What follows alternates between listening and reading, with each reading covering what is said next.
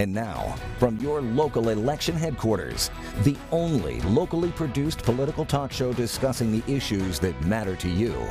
This is Big Country Politics on KTAB. Thanks for being here for this week's edition of Big Country Politics. I'm Victor Sotelo. Let's get right into the headlines. We start with the city of Abilene and the official State of the City address. Mayor Anthony Williams delivering the address, highlighting Abilene's triumphs and challenges. Here's KTAB city reporter Nathan Grieve. This year's State of the City address can be boiled down to two words: Team Abilene. The mayor saying the city has come together for positive change. There are 1,250 employees that work in the city to make sure when you go to the faucet that the water actually comes out that faucet. They make sure that the trash is emptied every week. And you might not believe this, but they actually fix potholes also. The mayor painting a vivid picture of a healthy Abilene, prosperous and poised to make big changes. We're growing this economy. I mean, we have more of our citizens who are making more money. However, the mayor took note of recent events, calling the concern over Councilman Kyle McAllister's social media posts and the relevant council meeting a low point. The last time we met as a council, it wasn't the best moment for Abilene, Texas. Asking for Abilene to join together and move forward. Can we be different in Abilene? Can we really work together for the express purpose of advancing Abilene? Irma, come join us up here. Zeke, come join us up here. Others, come join us up here. This is Doug, come join us up here. Gray, Steve, Sam Chase, Aaron Waldrop, Tim Smith. Certainly some theater at the end of the address, but it could be just enough to inspire confidence throughout the community. Anybody who believes in this community, Abilene will get past this moment, and Abilene will be better for it. In Abilene, with coverage you can count on. Nathan Grieve, KTAB News. And if you would like to watch the entire State of the City address, you can view it at our website at bigcountryhomepage.com. Now over to the heartland, Brownwood. A debate over chickens is in the Brownwood City Council agenda. No, it's not the age-old debate of which came first, the chicken or the egg. It's the debate on chickens living inside the city limits. The city council member is hoping to revise the current livestock ordinance to make it easier to own the bird. Here's KTAB's Claire Kreitz. For Brownwood resident Ed McMillan, he's been raising chickens since I was a small child. While the city ordinance doesn't limit the number of chickens, it's 100 square feet per chicken.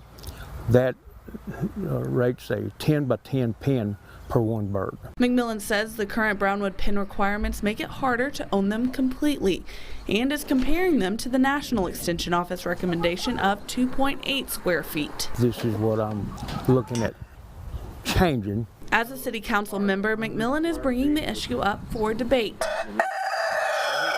While city code enforcement personnel say they do have complaints about the birds. Getting on other people's property that don't particularly care for them. And then the nuisance of the roosters, people having too many roosters and the noise. Code Enforcement Director Tim Murray agrees the current pen restrictions are a little over the top. Which I very seldom agree, but I do agree with Councilman McMillan that is a little excessive. Looking to loosen the pen requirements but keep the chickens from becoming a problem. I would be in favor of putting a limit on how many you can have and also making sure that they're properly penned. I'm looking at 10 and a 2.8 square feet per chicken. City Council will look at changing the ordinance. In Brownwood, with coverage you can count on, Claire Kreitz, KTAB News.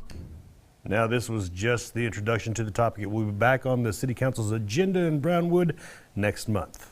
All right, keeping an eye on the state of Texas for you. Texas State Technical College, or TSTC, was recognized at the Lone Star State Capitol this last week. Lawmakers declaring February 27th TSTC Day at the Capitol. Their visit to both chambers of the 86th legislature provided an opportunity to share what makes TSTC valuable to Texas, officials adding the school has produced a workforce that has helped the state's economy. A Waco representative and Granbury senator sponsored the resolution describing TSTC's formula as, quote, the only college system in the country that is founded solely on the outcomes and performances. All right, still to come on Big Country Politics, we're talking about the mayor's challenge to end veterans' homelessness here in the Key City. We're back with the West Texas Homeless Network in 2 minutes.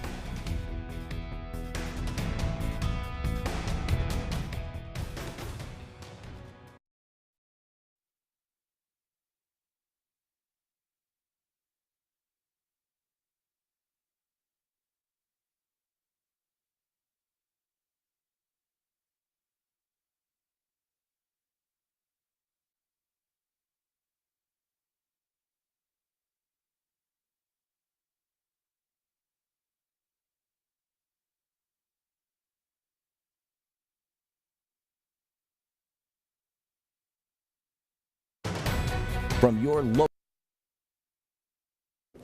Okay, welcome back to Big Country Politics. We are joined by John Meyer and Catherine Bisson. They are with the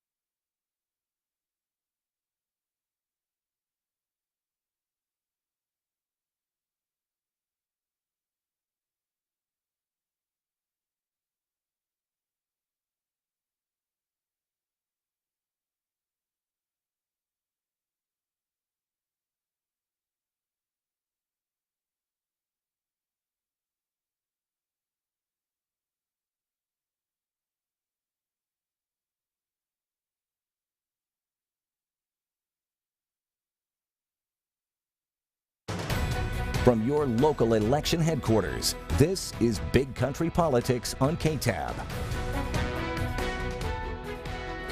Okay, welcome back to Big Country Politics. We are joined by John Meyer and Catherine Bisson. They are with the West Texas Homeless Network, is that correct? Yes, that's and they are here to talk to us. Something we've talked about on the news a lot is the mayor's challenge to end homelessness. And I want to ask you about that. I mean, it seems when you hear that, when you hear ending homelessness in Abilene, it seems like an impossible task.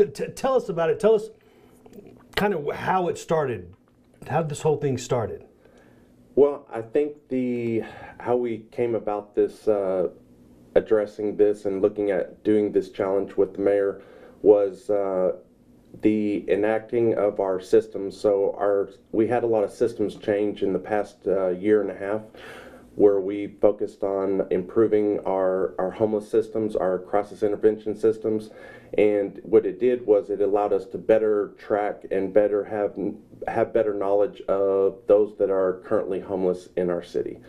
And so by gathering that information and having these systems in place, it allowed us to look at one of our subpopulations, the veterans in our city that are currently homeless, and seeing if we could end veteran homelessness with the mayor's challenge. And that's what I was going to say. That was the focus here to ending homelessness. It's ending homelessness for veterans here in town, correct? Yes, and I think another misconception people have about ending homelessness for any population is that that means no one's ever going to be on the street again, and that's not what it means when we talk about that.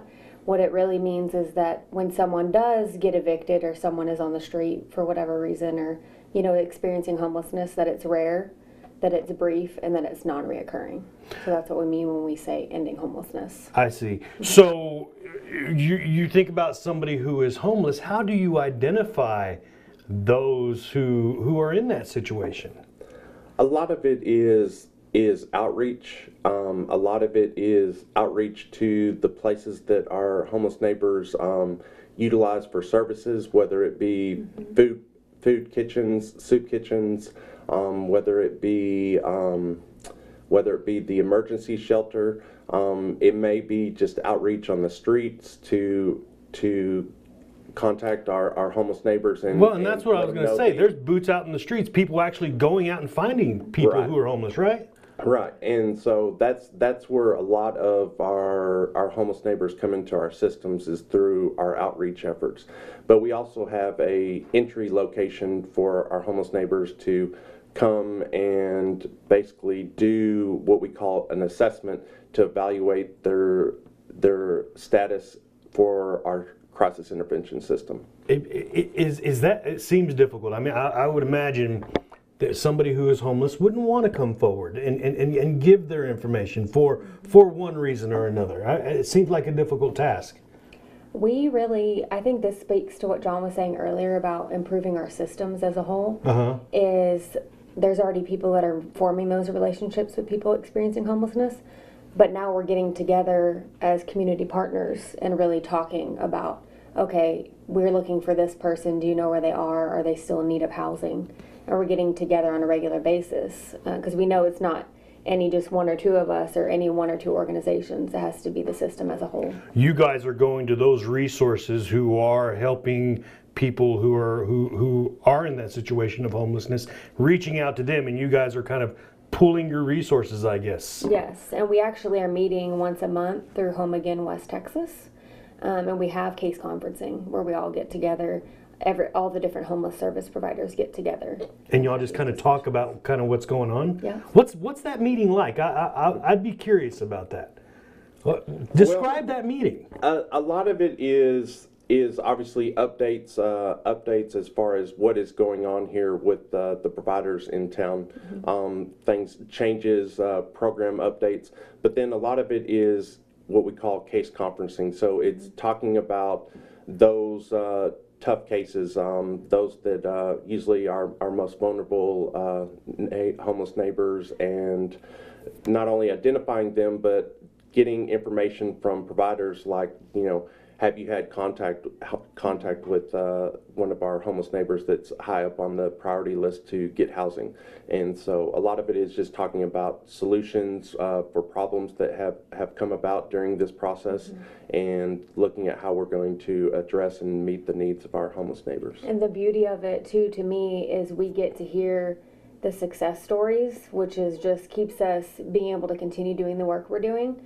So a lot of times people may get housed or may get assistance through a different organization, and we had originally assessed them or worked with them, and so to get to see the end result is just so much it's very rewarding to get to know where they ended up. You guys, you said y'all been doing this, all started back in October, right? That y'all been working on this, correct? Well, I think we kind of started working on it as a community back in January, really back in the summer of 2017, building our systems and changing our systems. So it's all been a continuous effort to improve our systems and come together as out of our silos from our organizations and work together under one umbrella. That's an interesting way to describe that, a silo. And then you're coming out of that and putting all of your information together. You talked about results, hearing those success stories. When we come back in just a couple of minutes here on Big Country Politics, we're going to talk about the results of the Mayor's Challenge, right? All right, we'll be right back.